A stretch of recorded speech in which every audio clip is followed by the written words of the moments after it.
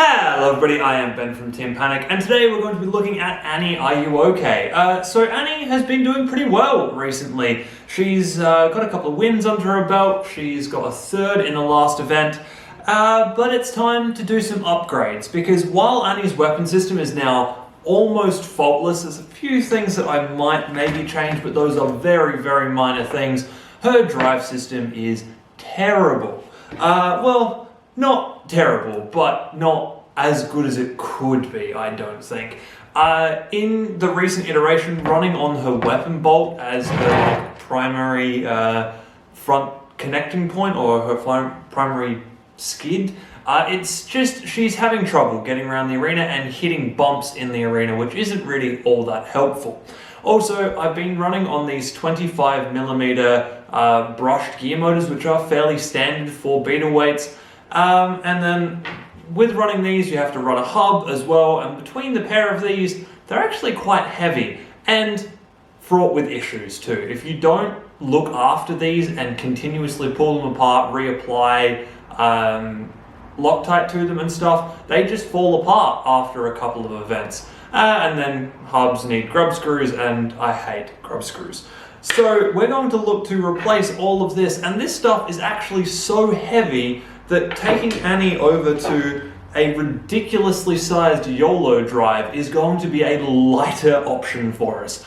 So this is a 5010. These are fairly commonly available big brushless motors, and yeah, this whole setup is lighter than this. So we actually have a little bit of weight to play with when we push Annie over. Now, in Annie's fight video, I mentioned doing a full redesign of Annie and changing the shape and size of her to try and get things going.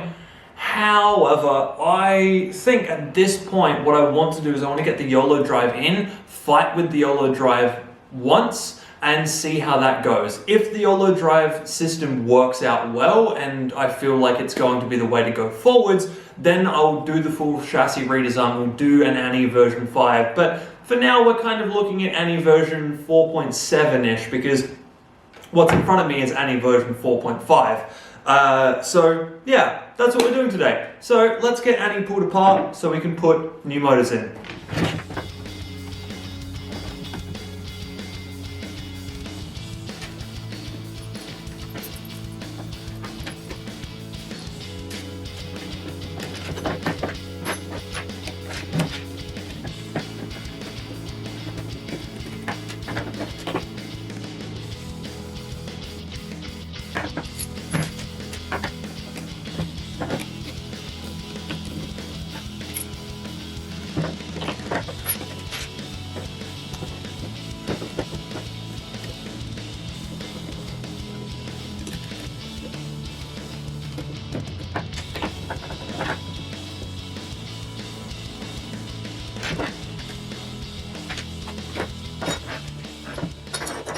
Cool, so Annie is mostly disassembled, and in fact this is where we can see why Annie's weapon system has been working as well as it has been. It is just a solid lump. I mean, I can pull a few more bolts out of here and it falls apart, but the whole thing is held together basically completely on its own, and then the rest of Annie bolts in around this. So this is as sturdy as I can possibly make this thing, basically, which is how it's surviving so far. And at the moment, it's the bit that we don't need, because this is the bit that is going to stay. Yeah, it's working rather well. The electronics are going to change up, obviously, because Yolo drive needs different controllers. So I'm going to take that opportunity to rewire the whole thing, because I've got better wires and stuff now than I did when I first wired Annie up. Also, it's still got a fuse in it from, well, the wiring loom has still got a fuse in it from Bugglebots, which I don't actually need to be fighting in Australia. So here we have Annie's two side armor panels. These are what mount all of the side pieces, so the wheels, and hold the base a little bit more sturdy. And what I was hoping is I could literally just bolt this guy straight into there, and while the middle section does fit, the outer bolt spacings are just a little bit off. So what we're going to do instead is we're going to print a drill guide, bolt it into here, and then drill 4 more holes so that we can bolt up our outer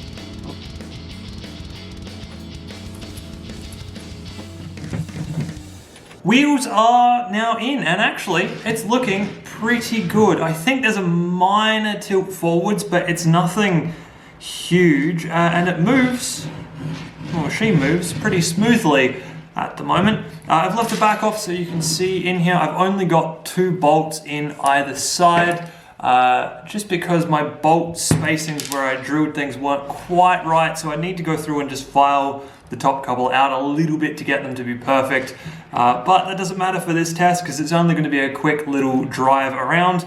I've also nabbed basically all of the electronics from the melty brain, except for the weapon stuff, and we're going to use this to power Annie and do this quick little test. So I'm going to put the back wall on, throw the electronics in, and then we'll give this a run around. Obviously without the weapon plugged in. The weapon will still be attached, just not plugged in, and there won't even be an ESC in the robot. So there's no way the weapon will be able to spin up, it will just kind of free float underneath the robot. And I would almost take it off, except for the fact that I need that there to gauge how the robot moves with the correct weight distribution. So yeah, it's going to stay on for the time being.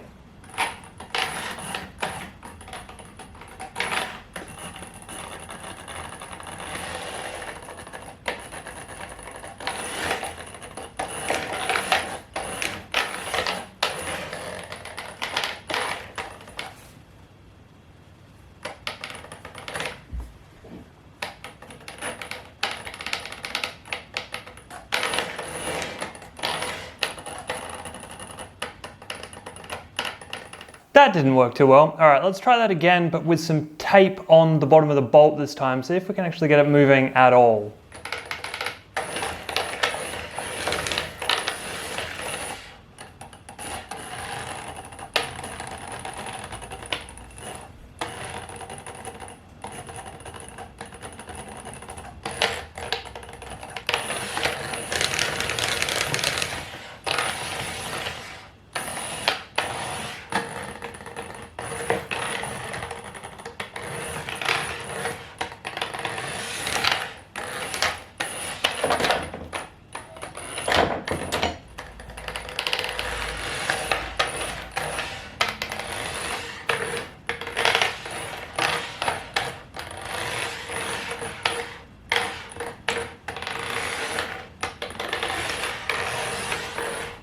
So that went better, but the bolt is obviously still a problem with so much of Annie's weight so far forward, and also having us removed a little bit of weight from the back.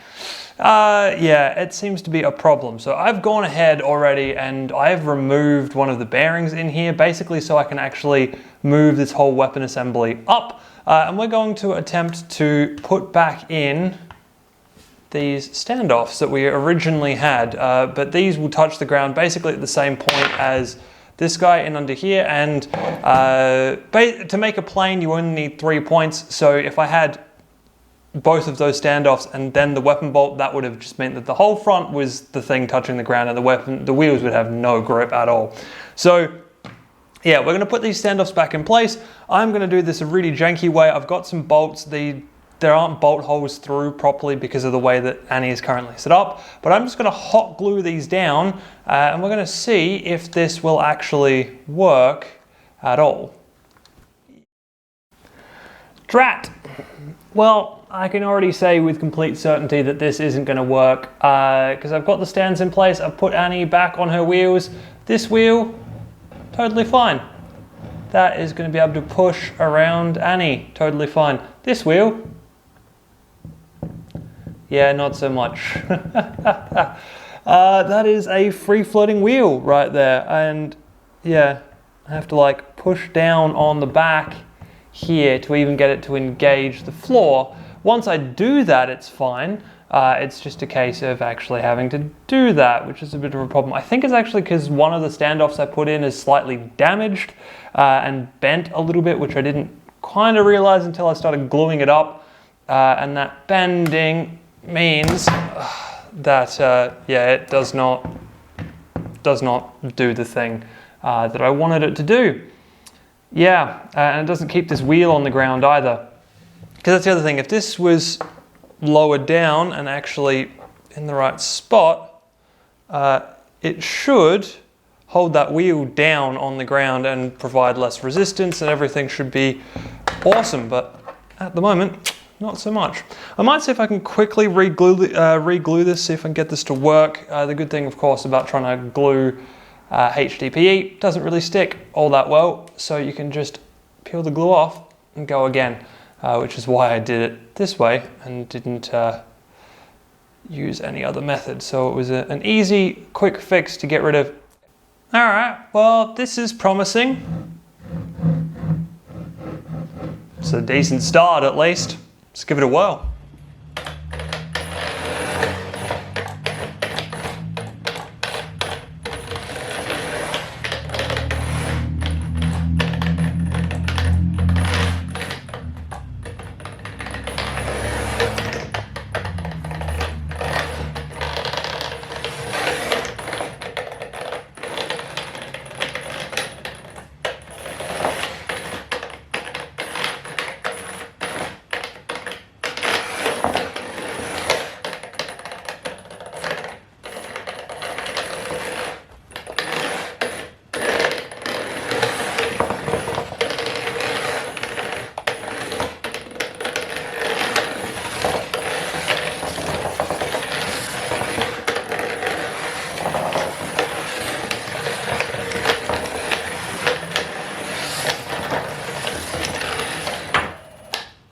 So that helped a lot, actually. That seemed to do a decent job of kind of at least getting the thing moving. Annie got going a little bit. Yeah, these wheels aren't the greatest, the motors aren't the greatest. Apparently they did not really do the job of getting Annie up to speed. I might need to have a look at changing these. They're 5010s, and I might need to change them over for the same ones I've got in the Melty Brain to actually get Annie working half decently. These ones don't seem to have a lot of torque behind them, which is a big issue in this particular case. And yeah, I mean, it also was interesting that these standoffs really do make a whole lot of difference for Annie's drive capabilities. Obviously, having the standoffs in place allows Annie to drive a lot easier than running on the bolt, which is something that I'm going to have to take into consideration, and maybe when I redesign this whole thing, we do go back to the brushed motors, but yeah, we change the design up and we bring the standoffs back again. I don't know if Annie's going to go into the next competition or not at this point. I am running out of time on a lot of things before the next competition, and Annie's kind of on the back burner now, considering that I'm not actually really going to need to test the Yolo drive in the arena for that, because we basically know at this point it's not really worth the trouble. So there you go.